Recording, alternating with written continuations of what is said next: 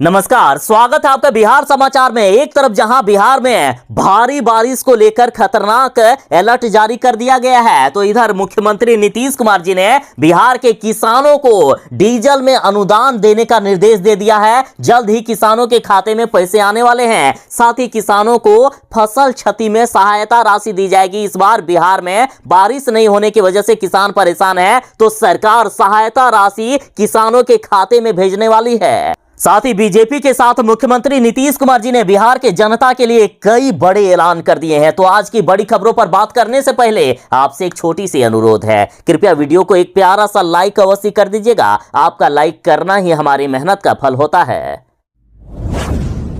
बिहार में इस बार समय पर बारिश नहीं हुई, जिससे किसानों को काफी ज्यादा नुकसान हुआ है। किसानों की धान सहित कई फसलें नहीं हो पाई है। कई जिलों की हालात इतनी खराब है कि बारिश नहीं होने की वजह से किसानों के धान के बिचड़े या धान के पौधे खेतों में ही सूख गए हैं। कुछ किसानों ने कहीं से पटवन करके यदि धान के पौधे लगाए भी थे तो बाद में वो सूख गए। और यदि किसी किसान का फसल हो भी रहा है तो काफी कम मात्रा में हो रहा है। तो सरकार ने बड़ा ऐलान कर दिया है कि किसानों को फसल उत्पादन में जो भी नुकसान हुआ है उसकी भरपाई सरकार करेगी। सरकार की तरफ से अनुदान दिया जाएगा। और बड़ी खबर है कि फसल सहायता के लिए आवेदन प्रक्रिया शुरू हो गई है। जो किसानों को लगता है कि उनके फसल में इस बार उत्पादन कम होगा या उनको नुकसान होगा, वो अभी ही आवेदन कर दें। बाद में यदि आपके सही में नुकसान हो गए हैं तो सरकार की तरफ से मदद दिया जाएगा। और मान लीजिए कि ठीक ठाक उत्पादन हो गया तब तो कोई बात ही नहीं है। तो देखिए, आवेदन प्रक्रिया शुरू हो गई है। किसान ऑनलाइन या ऑफलाइन कर सकते हैं आवेदन।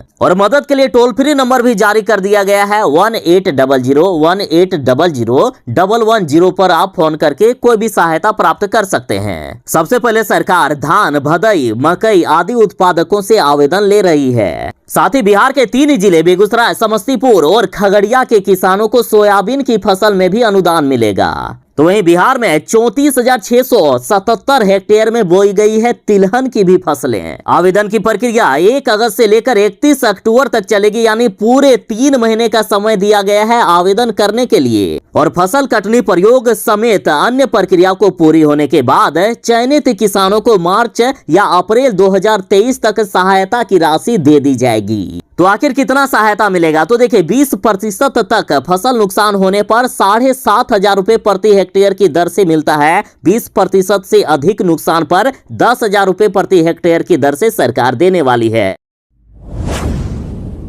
बिहार के वैसे किसान जिन्होंने डीजल अनुदान के लिए आवेदन किया है, तो उनको सरकार अब जल्द ही डीजल में अनुदान देने वाली है। बिहार सरकार ने आदेश दिया है कि किसानों के आवेदनों की जांच शीघ्र करके डीजल अनुदान उन्हें दिया जाएगा। और बड़ी बात तो यह है कि इसके लिए सभी जिलों में पहले ही राशि उपलब्ध करा दी गई है। बिहार सरकार वैसे इलाकों का आकलन कर रही है जहां धान की रोपनी कम हुई है, वहां के किसानों को पहले अनुदान दिया जाएगा। और बिहार के इन जिलों में 25% से भी कम धान की रोपनी हो पाई है। ये जिले हैं जमुई, मुंगेर, लखीसराय, नवादा, शेखपुरा, गया, जहानाबाद और अरवल। और बिहार के जिन किसानों ने अभी तक आवेदन नहीं किया है वे लोग आवेदन कर सकते हैं। आवेदन करने के लिए ऑफिशियल वेबसाइट dbtagriculture.bihar.gov.in पर आएं। आवेदन करने के लिए सबसे पहले आपको रजिस्ट्रेशन करना होगा। तो यहां पंजीकृत किसान पर क्लिक करें, अपना रजिस्ट्रेशन करें, फिर आप आवेदन करने के लिए डीजल अनुदान खरीफ वाले ऑप्शन पर क्लिक करें। उसके बाद आपसे कुछ आपके जरूरी जानकारी पूछा जाएगा। फिर आपने जितना डीजल लगाया है वो आपको जानकारी देना होगा। और आपके जानकारी के अनुसार से सरकार प्रति लीटर 60 रुपए का डीजल में अनुदान देगी। और प्रति किसान अधिकतम 14,400 रुपए तक अनुदान प्राप्त कर सकता है। सरकार 1 एकड़ के खेत में 3 बार सिंचाई के लिए अनुदान दे रही है। तो 1 एकड़ के लिए प्रति किसान 1,800 रुपए दिए जाएंगे। और प्रति किसान अधिकतम 8 एकड़ जमीन के लिए आप सरकार से डीजल में अनुदान ले सकते हैं। तो इस तरह से आप सरकार से अधिकतम 14,400 रुपए तक का अनुदान प्राप्त कर सकते हैं। मौसम विभाग ने बिहार की जनता को चेतावनी दे दी है कि पूरे बिहार में भारी बारिश होने वाली है। बिहार में भारी बारिश की चेतावनी दी गई है। साथ ही वज्रपात को लेकर भी बिहार में हाई अलर्ट जारी किया गया है। मौसम विभाग का साफ साफ कहना है कि बिहार में आज से लेकर अगले 72 घंटों तक मध्यम से लेकर भारी बारिश के आसार हैं। साथ ही बिहार में बारिश की वजह से कई जिलों में बाढ़ तक आ गया है और आज बिहार में झमाझम बारिश, मूसलाधार बारिश की शुरुआत हो रही है। मौसम विभाग के अनुसार बिहार के इन जिलों में सबसे भयानक बारिश होने वाली है और ये जिले हैं बिहार के पटना, जहानाबाद, नालंदा, बेगूसराय, लखीसराय, शेखपुरा, नवादा, गया, अरवल, भोजपुर, बक्सर, रोहतास, कैमूर, खगड़िया, मुंगेर, जमुई, भागलपुर और बांका के साथ औरंगाबाद। और साथ ही बिहार के इन जिलों में हल्की बारिश होगी लेकिन लगातार बारिश होगी, मूसलाधार बारिश होने वाली है। और ये जिले हैं बिहार के पश्चिमी चंपारण, पूर्वी चंपारण, गोपालगंज, सिवान, सारण, सीतामढ़ी, शिवहर, मुजफ्फरपुर, वैशाली, मधुबनी, दरभंगा, समस्तीपुर, सुपौल, सहरसा, अररिया, मधेपुरा, पूर्णिया, कटिहार, किशनगंज। तो बिहार के लोग जरा सावधान रहें। बिहार में तेज बारिश के साथ भारी वज्रपात का हाई अलर्ट जारी किया गया है। बीजेपी नेता ने बयान दिया है कि हमारे प्रधानमंत्री नरेंद्र मोदी जी देश के 80 करोड़ गरीबों को फ्री का खाना खिलाते हैं। पहले आप इनका बयान सुनिए। हमारे प्रधानमंत्री यदि 80 करोड़ गरीबों को फ्री का खाना दे रहे हैं, फ्री फंड का खाना दे रहे हैं, फ्री फंड का खाना दे रहे हैं और गरीबों को फ्री फंड का खाना दे रहे हैं, तो क्या हम बधाई के पात्र नहीं है? तो इस पर राष्ट्रीय जनता दल ने कहा है कि देश के गरीब भाजपा का दिया खाते हैं क्या, फ्री फंड का खाते हैं? इन भाजपाइयों के अहंकार की कोई सीमा नहीं है। अपनी बद इंतजामी से गरीबों को हजारों किलोमीटर चलवा देते हैं। ऑक्सीजन बेड की कमी से कोरोना में मरे लोगों के ढेर लगवा देते हैं, नदी में लाश बहा देते हैं और फ्री की बात करते हैं ये। और इस पर बिहार राजद ने कहा है कि और ये भाजपाई जो फ्री फंड में अनाज देने की बात कर रहे हैं, वो क्या अपने बाप की संपत्ति बेचकर दे रहे हैं? ये जनता के टैक्स के पैसे से ही जनता को दे रहे हैं। तो वहीं झारखंड आरजेडी का कहना है कि ये निशिकांत दुबे अपने खानदान की प्रॉपर्टी बेचकर देश के गरीबों को मुट्ठी भर अनाज दे रहे हैं, या नरेंद्र मोदी जी अपने परम मित्र अडानी के जेब से खर्च कर अनाज बांट रहे हैं। मुक्तखोर भारतीय ये जानना चाहते हैं। तो वहीं मजदूर प्रकोष्ठ राजद का कहना है कि किसी गरीब के झोपड़ी में जाकर यही बात करना निर्लज कांत दुबे कि गरीब फ्री फंड का खा रहे हैं। गरीब बताएंगे कि तुम बधाई के पात्र हो या कुटाई के। तो वहीं राजद ने रिट्वीट किया है जिसमें से आरजेडी रिसर्च सेल द्वारा ट्वीट किया गया है कि थूक कर चाटना बीजेपी की पुरानी फितरत है, लेकिन इस बार तो देश की गरीब जनता पर ही थूक दिया। भारतीय जनता पार्टी द्वारा जनप्रतिनिधियों के मालिकों जनता का अपमान राष्ट्रीय जनता दल बर्दाश्त नहीं करेगा। तो वहीं आरजेडी सारण ने ट्वीट करते हुए कहा है कि जनता मालिकों के टुकड़ों पर पलने वाले ये भाजपाई धूर्त आज 80 करोड़ गरीबों को लाचार बताकर गाली दे रहे हैं। जनता इसका हिसाब करेगी। साथ ही राष्ट्रीय जनता दल ने कहा है कि अच्छे दिनों के अमृत काल में आज 80 करोड़ यानी 61% भारतीय अत्यंत गरीब हैं, जबकि 2014 के पहले वाले बुरे दिनों में यह संख्या मात्र 21 करोड़ थी। इन बीजेपी वालों ने भारत को विश्व का सबसे अधिक गरीबों वाला देश बना दिया है। आज भारत की हालत नाइजीरिया से भी खराब हो गई है। बिहार सरकार ने बड़ा ऐलान कर दिया है कि यदि अपने घर के छत पर आप सोलर पैनल लगाना चाहते हो तो सरकार इसमें 40% का अनुदान देगी और इसके लिए आवेदन लिया जा रहा है। और इतना ही नहीं, 5 सालों की गारंटी है, 5 सालों तक मेंटेनेंस करेगी एजेंसी, 25 वर्षों तक काम करेगा ये सोलर पैनल।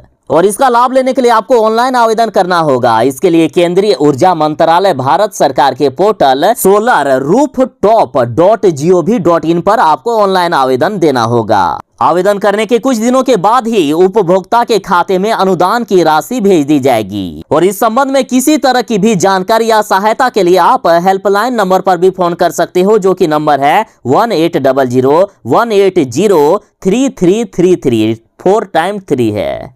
घरेलू उपभोक्ताओं को 40% का अनुदान मिलेगा। 1 से लेकर 3 किलोवाट तक यदि आप सोलर पैनल लगाना चाहते हो तो सरकार 40% का अनुदान देगी। और 3 से लेकर 10 किलोवाट तक के सोलर पैनल यदि कॉमर्शियल क्षेत्र में आप लगाना चाहते हो तो 20% का अनुदान मिलेगा।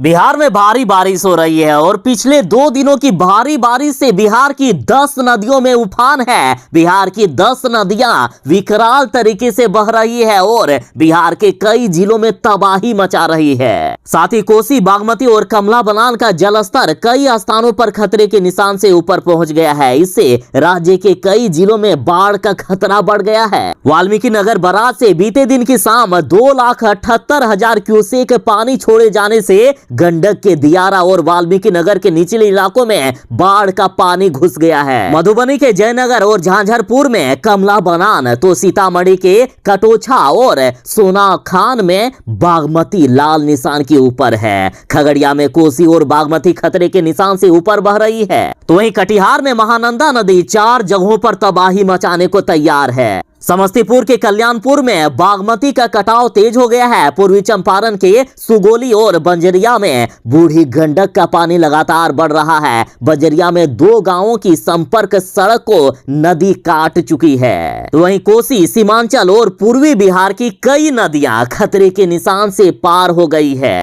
और नेपाल में लगातार बारिश हो रही है और मौसम विभाग ने कहा है कि अगले 2-3 दिनों तक यदि इसी तरह से नेपाल में बारिश होती रही तो बिहार के लिए बड़ा खतरा हो जाएगा। बिहार के कई जिले डूब सकते हैं। जरा तस्वीरें देखिए। सुपौल के वीरपुर बराज पर बीते दिन 56 में से 24 फाटक खोल दिए गए हैं। विभाग ने टोल फ्री नंबर जारी किया है। कोई भी खतरा होने पर आप इस नंबर पर कॉल करके जानकारी दे सकते हैं और सहायता प्राप्त कर सकते हैं। नंबर है 18003456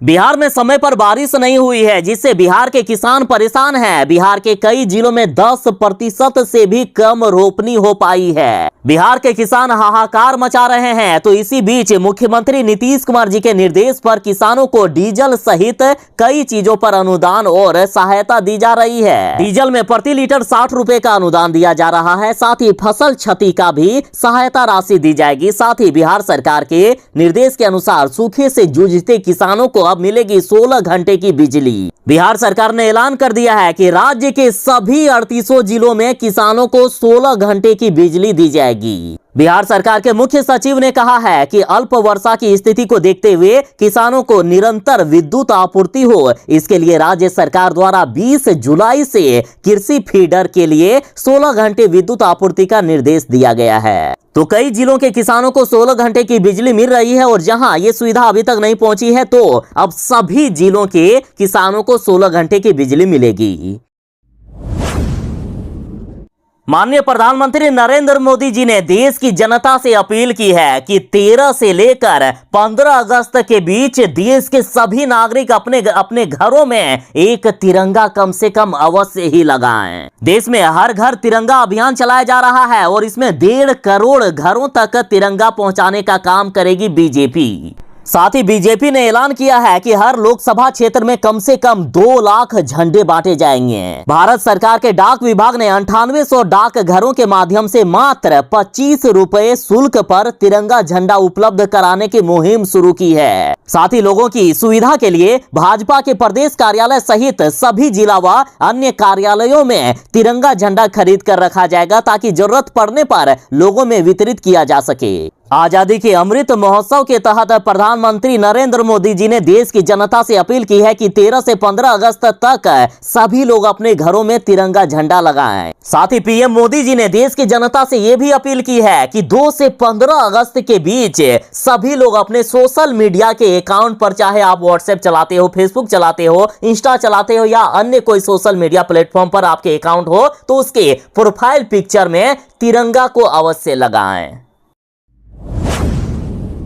बिहार के 6ठे चरण के शिक्षक नियोजन के तहत 33,000 शिक्षकों का नियोजन होना था, लेकिन मात्र 1850 का ही नियोजन हो सका। 33,000 में मात्र 1,850 ही शिक्षक मिल पाए। बिहार सरकार को शिक्षक अभ्यर्थी ही नहीं मिल पा रहे हैं जिनको वो नौकरी देंगे। हाई स्कूलों में शिक्षकों के 32,714 पद खाली हैं, जिनमें से 30,874 पोस्ट खाली ही रह गए। और ऐसा क्यों हुआ? तो देखिए, कहा जा रहा है कि गणित, विज्ञान जैसे विषयों के लिए बिहार में शिक्षक अभ्यर्थी ही नहीं है तो सरकार आखिर नौकरी किनको देंगे। बिहार के छठे चरण के शिक्षक नियोजन के तहत कई शिक्षकों के पद खाली रह गए हैं और सरकार 7वें चरण की शिक्षक बहाली करने के मूड में नहीं लग रही है। शिक्षक अभ्यर्थी अब तो आंदोलन पर महाआंदोलन पर उतर आए हैं। उसके बाद भी सरकार 7वें चरण की शिक्षक बहाली का नोटिफिकेशन भी नहीं निकाल रही है। सरकारी स्कूलों में शिक्षकों की भारी कमी है, तो आखिर बिहार के गरीब के बच्चे,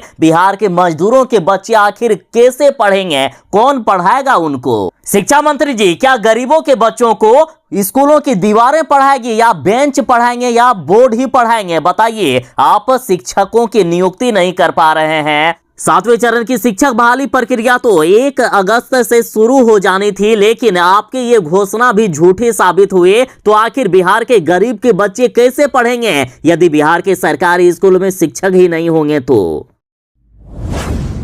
मुख्यमंत्री नीतीश कुमार जी, देख लीजिए कि बिहार में किस तरह से घटिया तरीके से काम हो रहा है। जनता के पैसे को किस तरह से लूटा जा रहा है। रायपुर में जनता के 56 लाख रुपए पैसे खर्च करके सड़क बनाया गया, लेकिन 3 महीने में ही धंसने लगी 56 लाख से बनी सड़क। तो इन भ्रष्टाचारियों पर, ऐसे भ्रष्ट लोगों पर यदि कार्रवाई नहीं कीजिएगा तो आखिर बिहार का विकास कैसे होगा? इन भ्रष्ट नेताओं, अफसरों, इंजीनियरों पर, जिन पर इनके निर्माण की जिम्मेदारी होती है, उन पर कार्रवाई करना जरूरी है। देखिए, बिहार के पटना की बात करें तो नगर निगम के अधीन आने वाली ज्यादातर सड़कें बदहाल है, वाहन चलना मुश्किल हो गया है। रामपुर में तो 3 महीने में ही धंसने लगी 56 लाख से बनी सड़क। और फुलवारी शरीफ की बात करें तो यहाँ जर्जर सड़क पर जमा नाले का पानी से घर से निकलना तक मुश्किल हो गया है। बंदर बगीचा की बात करें तो आधी सड़क बनाई और आधी छोड़ दिया गया है। बेतिया की बात करें तो बेतिया शहर में 40 करोड़ से बनी सड़कें, फिर भी जल जमाव से मुक्ति नहीं मिल रही है लोगों को।